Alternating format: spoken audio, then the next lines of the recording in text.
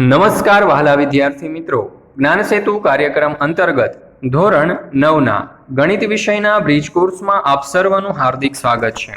આજે આપણે પ્રકરણ નંબર 3 નું સંપૂર્ણ સોલ્યુશન જોઈશું। સર્વપ્રથમ આપણે પેજ નંબર 18 ઉપર આપવામાં આવેલા દાખલાઓ જોઈએ। તો જોઈએ, અહીં આપણને કહ્યું છે કે નીચેના પ્રશ્નોના યોગ્ય ઉત્તર આપો। પહેલો સવાલ, બહુકોણને ઓછામાં ઓછી કેટલી બાજુઓ હોય? તો જવાબ આવશે 3। બીજું, 4 બાજુ ધરાવતા બહુકોણની રચના કરો અને તેની બાજુઓ અને વિકર્ણોના નામ લખો। તો અહીં આપણને 4 બાજુઓ ધરાવતો બહુકોણની આકૃતિ દર્શાવવામાં આવેલી છે, તમે જોઈ શકો છો અને નોટબુકમાં દોરી શકો છો। હવે તેની બાજુઓ થશે રેખાખંડ AB, રેખાખંડ BC, રેખાખંડ CD અને રેખાખંડ AD અને એના વિકર્ણો થશે રેખાખંડ AC અને રેખાખંડ BD। ત્યાર પછી ત્રીજો સવાલ, જે ચતુષ્કોણની સામસામેની બાજુઓ રેખાખંડ PQ અને રેખાખંડ ST હોય તેને બે રીતે નામ આપો તથા ચતુષ્કોણની આકૃતિ દોરો। તો અહીં તમે ચતુષ્કોણની આકૃતિ જોઈ શકો, બીજા બે રીતે આપણે લખી શકીએ, ચતુષ્કોણ PQST અને ચતુષ્કોણ PTSQ। ત્યાર પછી આપણે જોઈએ ચોથું, જે ચતુષ્કોણના વિકર્ણો રેખાખંડ MN અને રેખાખંડ LO હોય તેનું નામ લખો તથા આકૃતિમાં દર્શાવો। તો અહીં આપણે એક ચતુષ્કોણની આકૃતિ દોરેલી છે, તમે જોઈ શકો, રેખાખંડ MLNO। હવે એનો આપણે જવાબ લખીશું ચતુષ્કોણ MLNO। ચાલો, ત્યાર પછી આપણે પેજ નંબર 20 ઉપરના દાખલાઓ જોઈએ। તો અહીં આપણને કહ્યું છે કે નીચેના પ્રશ્નોના માંગ્યા મુજબ ઉત્તર લખો। પહેલું, ષટકોણના વિકર્ણોની સંખ્યા ખાલી જગ્યા છે તો 10 હશે। બીજું, ચતુષ્કોણના ખૂણાનો સરવાળો બરાબર ખાલી જગ્યા ગુણ્યા ત્રિકોણના ખૂણાનો સરવાળો, તો અહીં જવાબ આવશે 2 ગુણ્યા ત્રિકોણના ખૂણાનો સરવાળો।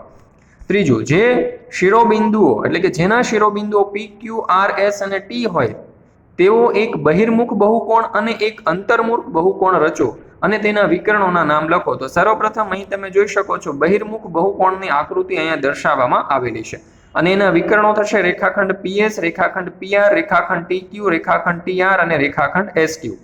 એવી જ રીતે અંતર્મુખ બહુકોણની આકૃતિ પણ અહીં તમે જોઈ શકો છો, આ પ્રમાણે તમે નોટબુકમાં દોરી શકો છો, જેના વિકર્ણો થશે રેખાખંડ SQ, રેખાખંડ PS, રેખાખંડ TQ, રેખાખંડ PR અને રેખાખંડ TR। ત્યાર પછી ચોથું, ચતુષ્કોણ ABCD માં x નું માપ શોધો। હવે ચતુષ્કોણ ABCD ના બધા જ ખૂણાઓનો સરવાળો 360 અંશ થાય। તો અહીં ચતુષ્કોણની આકૃતિ આપેલી છે, અહીં તમે જોઈ શકો 130 અંશ વત્તા 105 અંશ વત્તા x વત્તા 3x ના છેદમાં 2 બરાબર 360। તો આપણે સરવાળો કરીએ તો 235 વત્તા 2x વત્તા 3x ના છેદમાં 2 બરાબર 360, એટલે કે 5x બરાબર 360 માઇનસ 235, તો 5x બરાબર 2 કૌંસમાં 125, એટલે x બરાબર 250 ના છેદમાં 5, એટલે x ની કિંમત મળશે આપણને 50। ત્યાર પછી પેજ નંબર 21 ઉપરના દાખલાઓ જોઈએ। તો અહીં કહ્યું છે કે નીચેના પ્રશ્નોના માંગ્યા મુજબ ઉત્તર લખો। પહેલું, જે નિયમિત બહુકોણના બહિષ્કોણનું માપ 60 અંશ હોય તે નિયમિત બહુકોણની બાજુઓની સંખ્યા શોધો। તો બાજુઓની સંખ્યા બરાબર 360 ના છેદમાં પ્રત્યેક બહુકોણનું માપ, તો 360 ના છેદમાં 60 બરાબર 6। આમ નિયમિત બહુકોણની બાજુઓની સંખ્યા 6 થશે। બીજું, જો નિયમિત પંચકોણના પ્રત્યેક બહિષ્કોણનું માપ 2a જેટલું હોય તો એની કિંમત શોધો।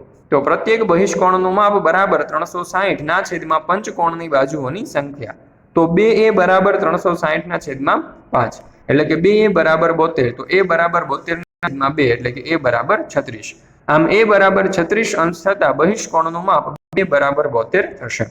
ત્યાર પછી ત્રીજો દાખલો, 12 બાજુઓ ધરાવતા નિયમિત બહુકોણના બહિષ્કોણનું માપ શોધો। તો બહિષ્કોણનું માપ બરાબર 360 અંશના છેદમાં બાજુઓની સંખ્યા, એટલે કે 360 ના છેદમાં 12 બરાબર 30, તો પ્રત્યેક બહિષ્કોણનું માપ 30 થશે। ત્યાર પછી જોઈએ, પહેલું, સમાંતર બાજુ ચતુષ્કોણના પાસ પાસેના માપનો ગુણોત્તર 3:7 છે, તો દરેક ખૂણાનું માપ શોધો।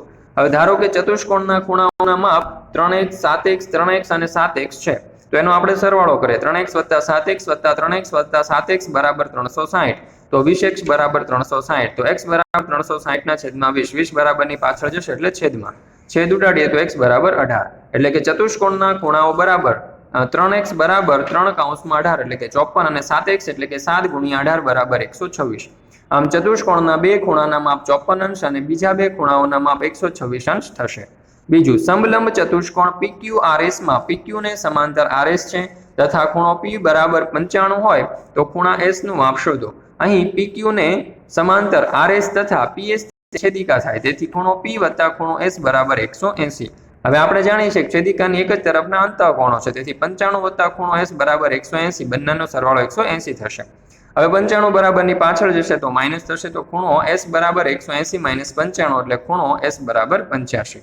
ત્યાર પછી આપણે જોઈએ ત્રીજો દાખલો. સમાંતર બાજુ ચતુષ્કોણની સામસામેની બાજુઓના માપ 3x વત્તા 2 અને 5x માઇનસ 4 હોય તો બાજુઓના માપ શોધો. તો સમાંતર બાજુ ચતુષ્કોણમાં સામસામેની બાજુઓ સમાન છે, તેથી 3x વત્તા 2 બરાબર 5x માઇનસ 4 એટલે 5x માઇનસ 3x બરાબર 2 વત્તા 4, તો 2x બરાબર 4 એટલે કે x બરાબર 3.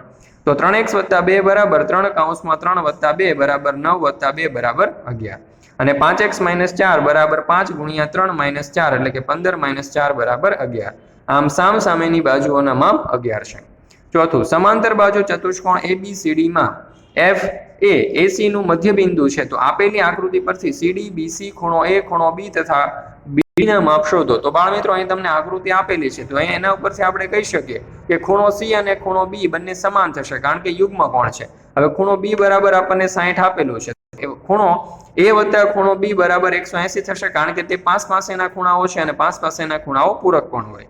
તો ખૂણો A વત્તા 60 બરાબર 180, 60 બરાબરની પાછળ જશે તો માઇનસ થશે, તો ખૂણા એનું માપ મળશે આપણને 120. હવે અહીં AB બરાબર CD થશે, કેમ કે સમાંતર બાજુ ચતુષ્કોણની સામસામેની બાજુઓ સમાન હોય. તો CD બરાબર 12 સેન્ટીમીટર. હવે x માઇનસ 5 બરાબર 18, તો x બરાબર 18 વત્તા 5 એટલે કે 23. BD બરાબર x માઇનસ 5 વત્તા 18 એટલે કે 23 માઇનસ 5 વત્તા 18 બરાબર 36 સેન્ટીમીટર. હવે BD બરાબર આપણને મળી ગયા 36 સેન્ટીમીટર. હવે અહીં F એ AC નું મધ્ય બિંદુ છે, માટે DF એ ત્રિકોણ DAC ની મધ્યગા થશે. તો અહીં તમે જોઈ શકો છો કે ત્રિકોણ DFA ને એકરૂપ ત્રિકોણ DFC બાખુબા શરત પ્રમાણે થશે. હવે રેખાખંડ AD બરાબર રેખાખંડ DC થશે. AD બરાબર 12 સેન્ટીમીટર છે, BC બરાબર AD બરાબર 12 સેન્ટીમીટર છે કારણ કે તે સામસામેની બાજુઓ છે. આમ ખૂણો A બરાબર 120, ખૂણો B બરાબર 60 અંશ તથા BC અને CD બંને સમાન 12 અને BD બરાબર 36 સેન્ટીમીટર થશે. ત્યાર પછી પાંચમો દાખલો. પતંગ આકાર ચતુષ્કોણ AITE માં ITE બરાબર 80 તથા ખૂણો IKE બરાબર 70 અંશ હોય તો ખૂણો KIT બરાબર 80 અંશ અને ખૂણો KET ના માપ શોધો. હવે જો બાળ મિત્રો અહીં ખૂણો ITE વત્તા ખૂણો TEK વત્તા ખૂણો IKE વત્તા ખૂણો KIT બરાબર 360 અંશ થાય કારણ કે ચતુષ્કોણ છે, ચારે ખૂણાના માપનો સરવાળો 360. હવે જો એમાંથી પહેલા ખૂણાનું માપ 80 વત્તા KET નથી આપેલું તો ત્યાં KET લખીએ વત્તા 70 વત્તા 80 બરાબર 360. જે ખૂણાના માપ આપ્યા છે એનો સરવાળો કરીએ તો ખૂણો KET વત્તા 230 બરાબર 360. તો ખૂણો KET બરાબર 360 માઇનસ 230 ખૂણો KET બરાબર 130. ચાલો ત્યાર પછી આપણે પેજ નંબર 25 ઉપર આપવામાં આવેલા દાખલાઓ જોઈએ. નીચેના પ્રશ્નોના માંગ્યા મુજબ ઉત્તર લખો. એમાં પહેલું, નીચેના વિધાનોને ખરા છે કે ખોટા તે જણાવો. એમાં પહેલું, પ્રત્યેક સમાંતર બાજુ ચતુષ્કોણ સમલંબ ચતુષ્કોણ છે, તો આપેલું વિધાન ખોટું છે. ત્યાર પછી બીજું, દરેક સમબાજુ ચતુષ્કોણ ચોરસ છે, તો આ વિધાન પણ ખોટું છે. ત્યાર પછી બીજું, અર્ચિતભાઈના પ્લોટનો આકાર લંબચોરસ છે, તેના વિકર્ણોની લંબાઈ 4x વત્તા 5 સેન્ટીમીટર તથા 7x માઇનસ 4 સેન્ટીમીટર છે, તો વિકર્ણોની લંબાઈ શોધો. તો બાળ મિત્રો આપણે જાણીએ છીએ કે લંબચોરસના બંને વિકર્ણો સમાન જ હોય, તેથી 4x બરાબર 4x વત્તા 5 બરાબર 7x માઇનસ 4 થશે. તો 4x વત્તા 5 બરાબર 7x માઇનસ 4, તો 5 વત્તા 4 બરાબર 7x માઇનસ 4 એટલે કે બરાબરની આગળ પાછળ આપણે લઈ ગયા. તો 9 બરાબર 3x અને x બરાબર 9/3 એટલે કે x ની કિંમત મળશે 3 સેન્ટીમીટર. હવે 4x વત્તા 5 એમાં આપણે x ની કિંમત મૂકીએ તો 4 ગુણ્યા 3 વત્તા 5 એટલે કે 12 વત્તા 5 બરાબર 17 સેન્ટીમીટર. આમ લંબચોરસના વિકર્ણોની લંબાઈ 17 સેન્ટીમીટર થશે. ત્યાર પછી ત્રીજું, DEAR સમબાજુ ચતુષ્કોણ છે, તેના વિકર્ણોની લંબાઈ અનુક્રમે 30 સેન્ટીમીટર અને 16 સેન્ટીમીટર છે, તો આ ચતુષ્કોણની પરિમિતિ શોધો. હવે અહીં વિકર્ણ RE બરાબર 30 અને વિકર્ણ DA બરાબર 16 છે, તો DO બરાબર DA ના છેદમાં 2. હવે DA ની કિંમત 16 છે, તો 16 ના છેદમાં 2 બરાબર 8 મળશે. EO બરાબર RE ના છેદમાં 2, તો RE ની કિંમત 30 છે એટલે કે 30 છેદમાં 2 તો 15 મળશે.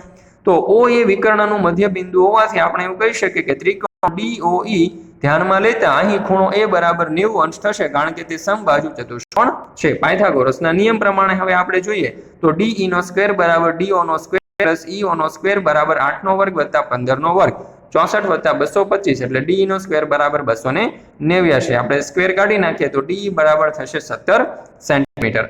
આમ સમબાજુ ચતુષ્કોણની પરિમિતિ બરાબર 4 ગુણ્યા ડી એટલે 4 ગુણ્યા 17 જવાબ આવશે 68 સેન્ટીમીટર, કારણ કે સમબાજુ ચતુષ્કોણની બધી જ બાજુઓના માપ સમાન હોય છે। તો બાળ મિત્રો, આ પ્રકરણનું ધ્યાનપૂર્વક અભ્યાસ કરવા બદલ આપનો ખૂબ ખૂબ આભાર। ફરી મળીશું આપણે એક નવા પ્રકરણના સોલ્યુશન સાથે।